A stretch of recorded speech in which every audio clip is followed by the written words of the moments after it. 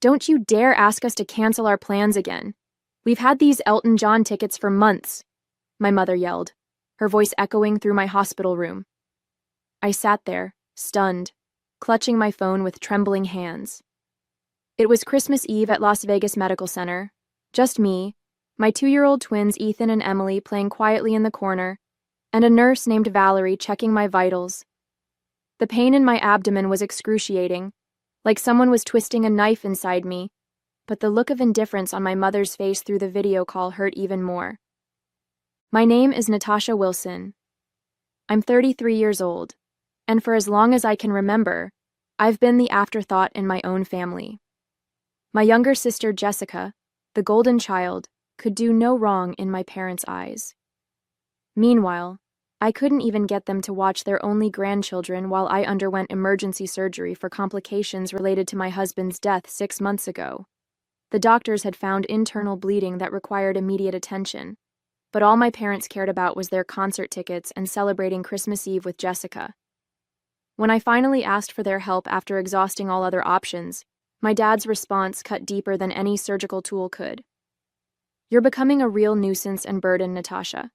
We're retired now. We deserve to enjoy our lives without your constant problems.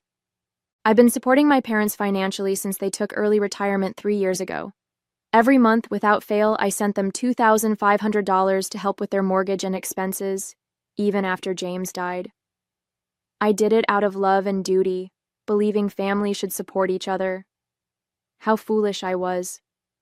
As my tears fell silently onto the hospital blanket, Valerie gently squeezed my shoulder.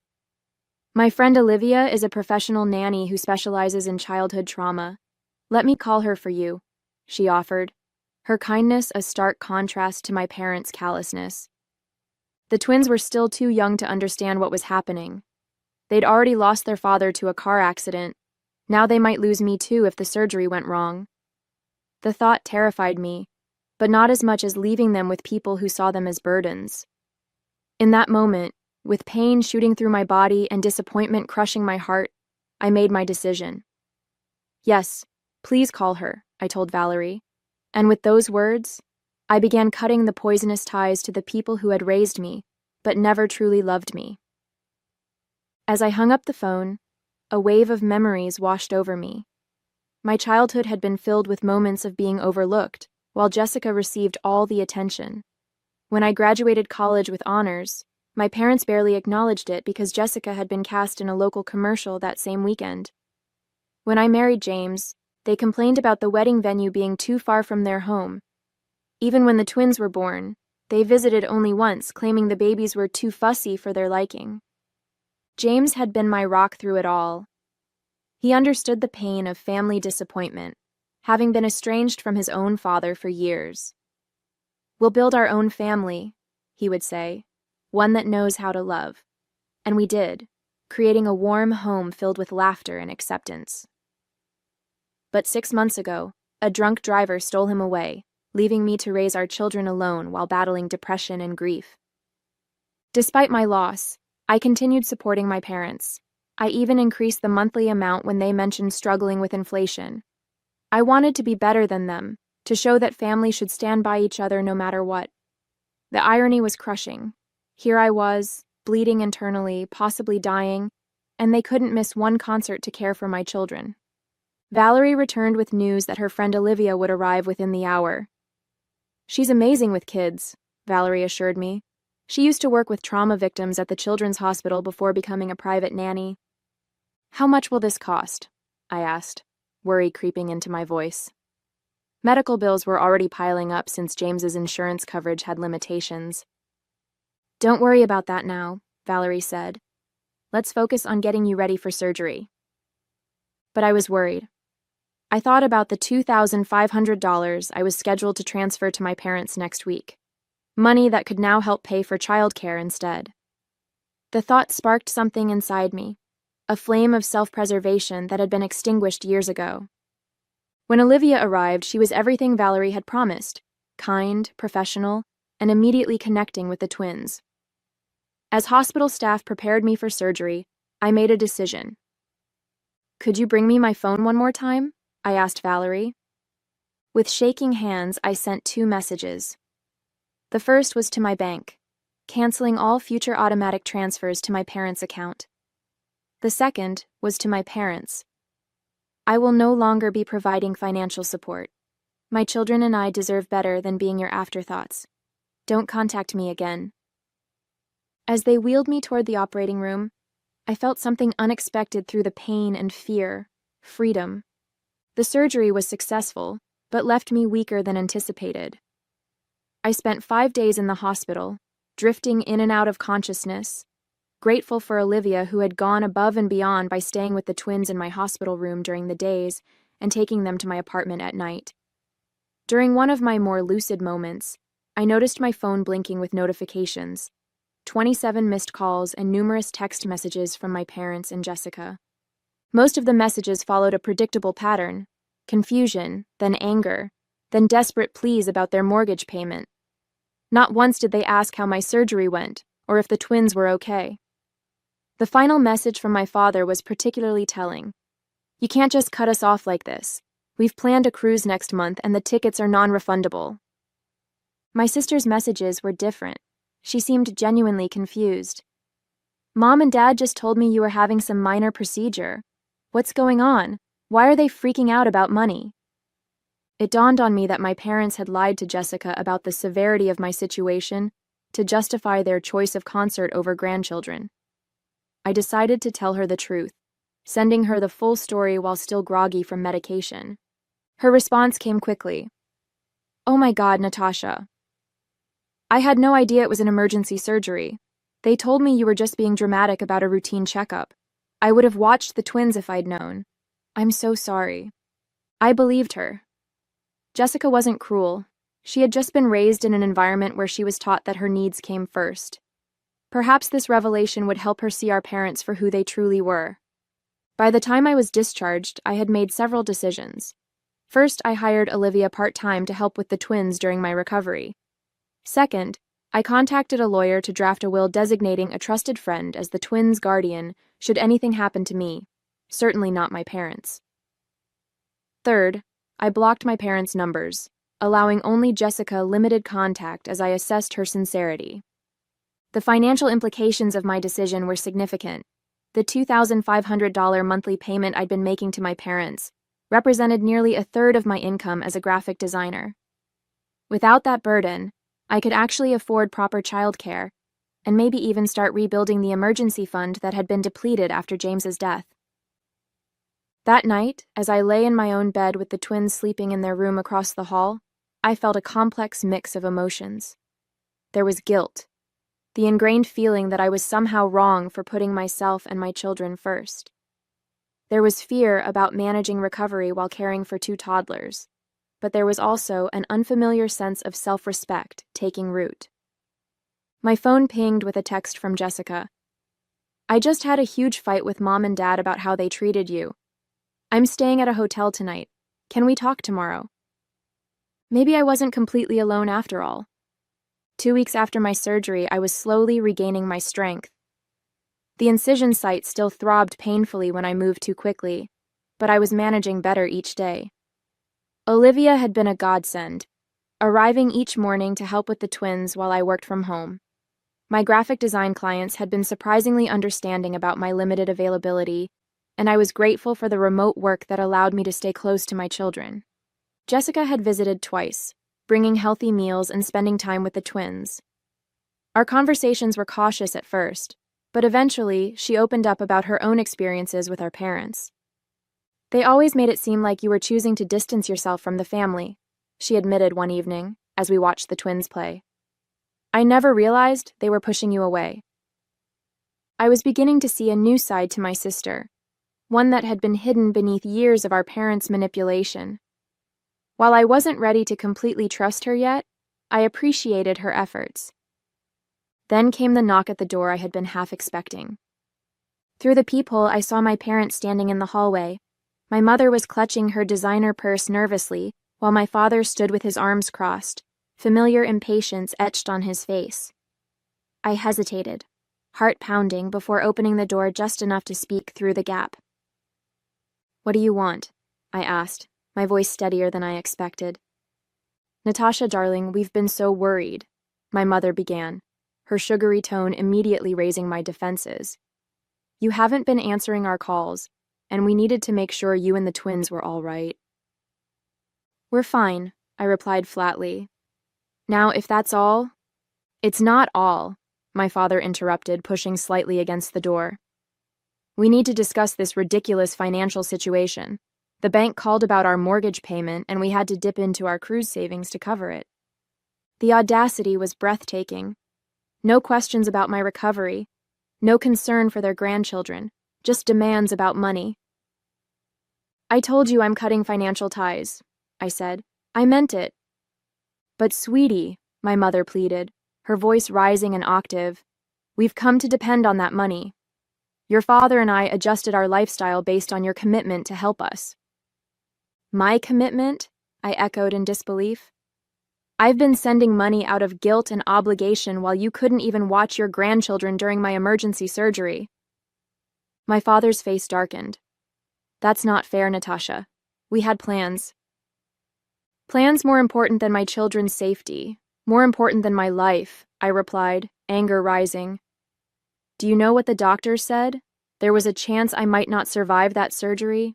Did you even bother to ask? Their silence was answer enough. We made one mistake, my mother whispered dramatically. Are you really going to punish us like this? This isn't punishment, Mom. This is consequence, I said, feeling a strange calm overtake me. I've spent my entire life seeking your approval and support, and in my moment of greatest need, you chose Elton John tickets over helping me. We're your parents, my father interjected, his tone shifting to demand respect. And I'm a parent too, I countered. I would never treat Ethan and Emily the way you've treated me. Never. Just then, Emily toddled into view, clutching her stuffed giraffe. My mother instantly switched tactics. There's my precious grandbaby, she cooed, bending down. Grandma brought presents. Emily, unfamiliar with these relative strangers, backed away and looked at me with uncertainty in her eyes. I think you should leave, I said quietly. When I'm ready to talk, if I'm ever ready, I'll reach out. But the money, my father started, is no longer your concern, I finished, gently closing the door. The next morning, my parents returned with reinforcements. My Aunt Patty, my mother's sister, who had always positioned herself as the family peacemaker. Natasha, honey, let's be reasonable, Aunt Patty pleaded from outside my door, which I had not opened. Your parents are struggling without your help. They managed their finances for decades before I started helping them, I replied through the door. They chose early retirement knowing their savings weren't adequate. My mother's voice broke in. We made those decisions because you promised to help us. We've had to cancel our cruise, and now we might lose the house. Their attempts at manipulation were so transparent now that I'd stepped back from the fog of guilt they'd surrounded me with for years. When had I ever promised lifetime support? I'd offered to help temporarily after their retirement, but somehow that had evolved into an expected permanent arrangement. Mom, Dad, I'm recovering from major surgery and caring for 2 toddlers. This conversation is over, I said firmly before walking away from the door, ignoring their continued knocking and pleading. Later that day, I received a group email from my father addressed to the entire extended family, detailing how I had abandoned them in their time of need after they had sacrificed everything for me. The email conveniently omitted their refusal to help with the twins during my emergency surgery, instead painting me as an ungrateful daughter who had suddenly cut them off without reason. What they hadn't anticipated was the backlash. My cousin Michael, who lived near my parents, replied to the group, Uncle Robert, didn't you just buy a new boat last month?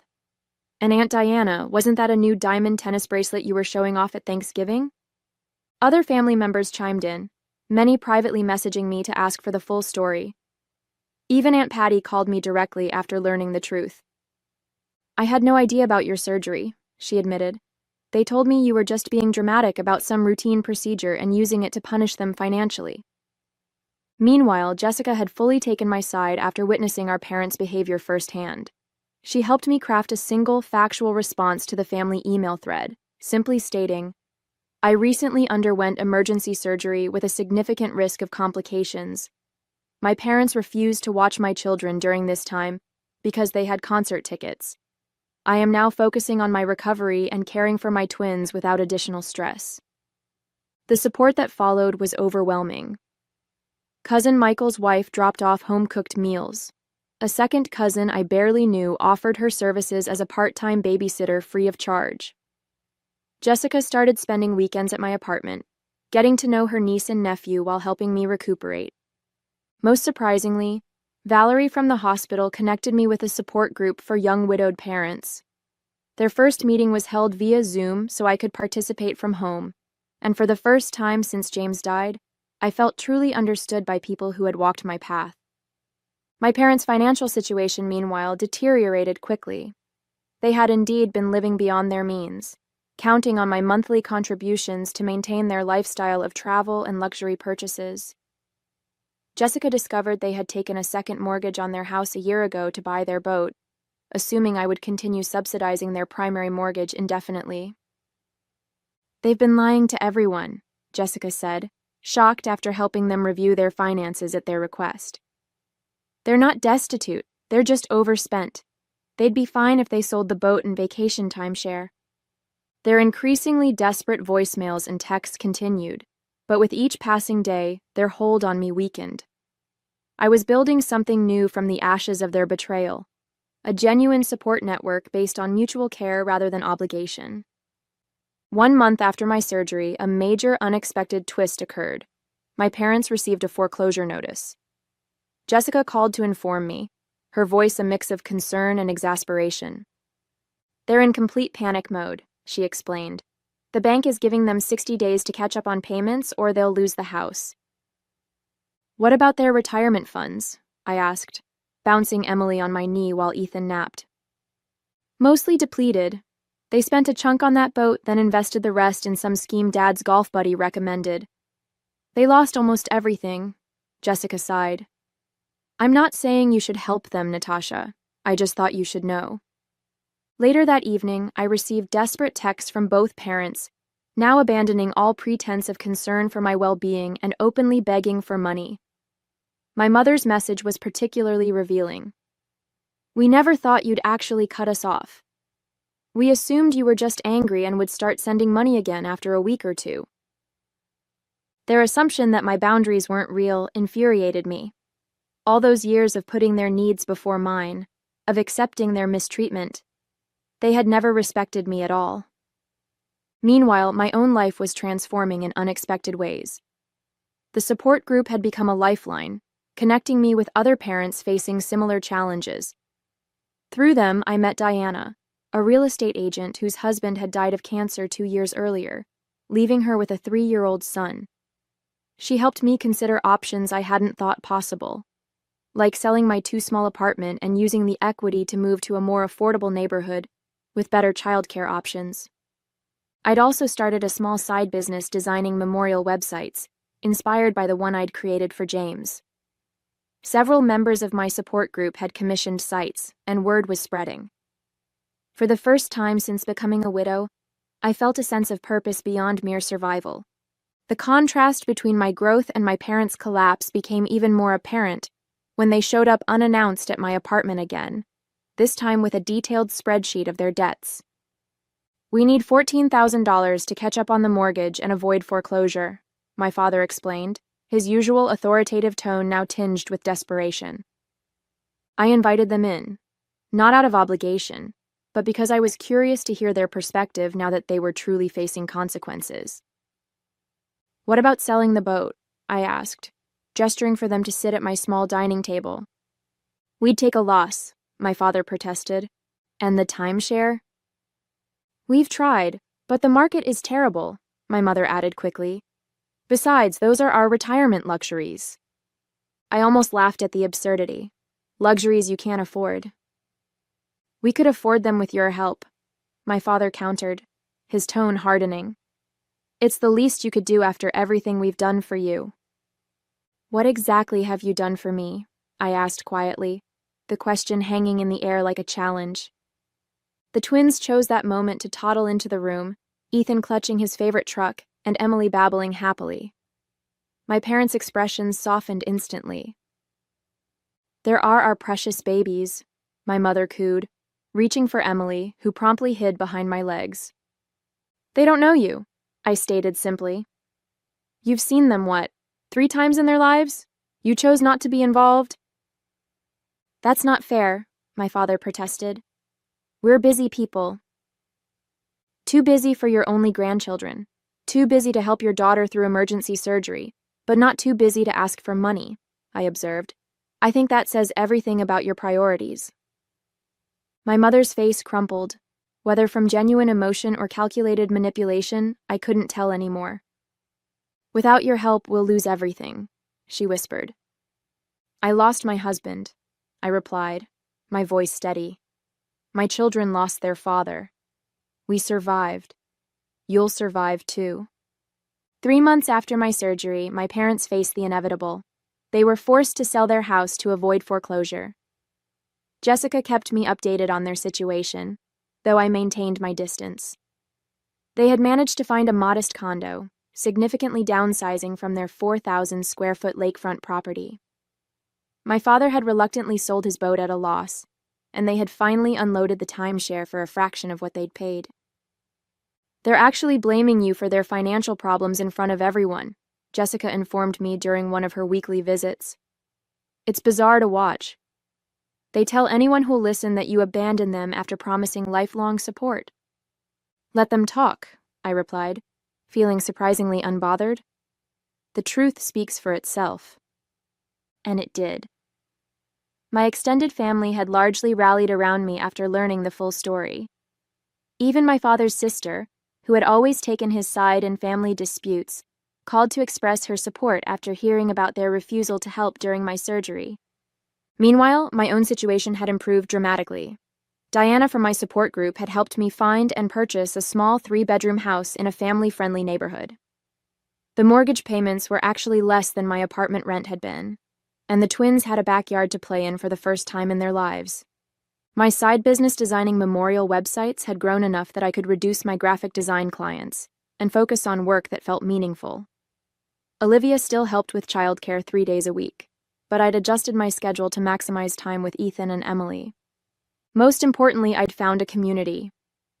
Neighbors brought casseroles when we moved in. The support group organized playdates. Jessica had become a genuine sister rather than a competitor for our parents' affection. Even Valerie from the hospital occasionally stopped by with her children. I had lost my husband and cut ties with my parents, yet somehow I felt less alone than ever before. 6 months after my surgery, I received a letter, an actual handwritten letter from my mother. I almost threw it away unopened, but curiosity won out. Inside was something I'd never seen before. A genuine apology. I've had time to reflect on my behavior, she wrote.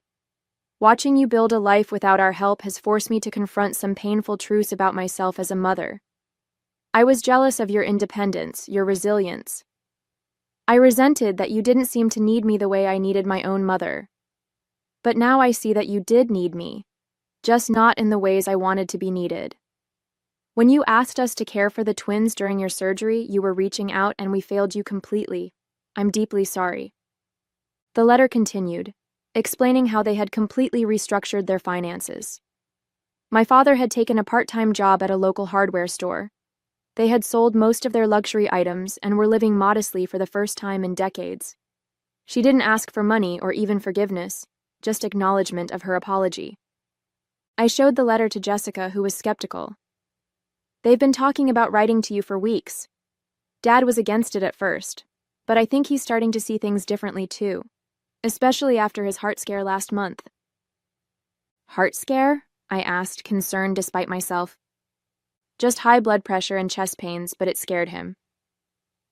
He's on medication now and actually following doctor's orders, Jessica explained. I think facing mortality has humbled him a bit. I wasn't ready to respond to the letter immediately.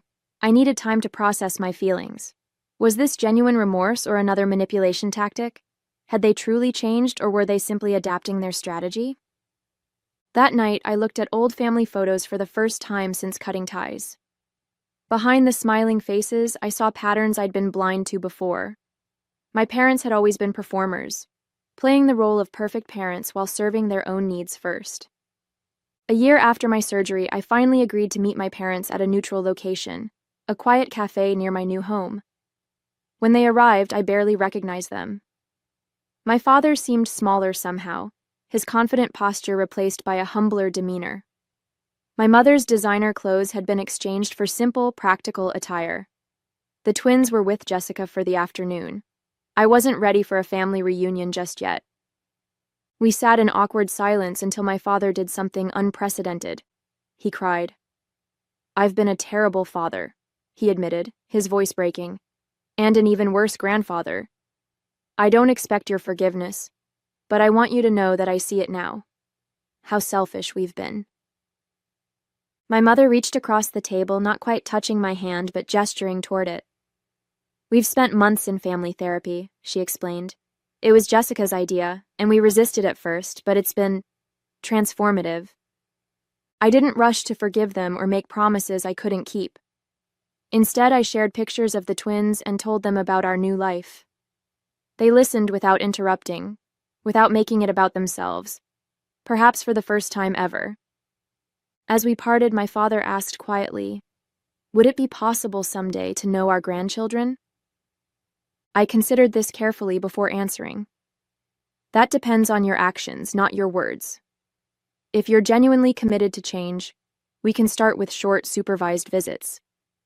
But understand this, my children will only have relationships with people who respect their mother."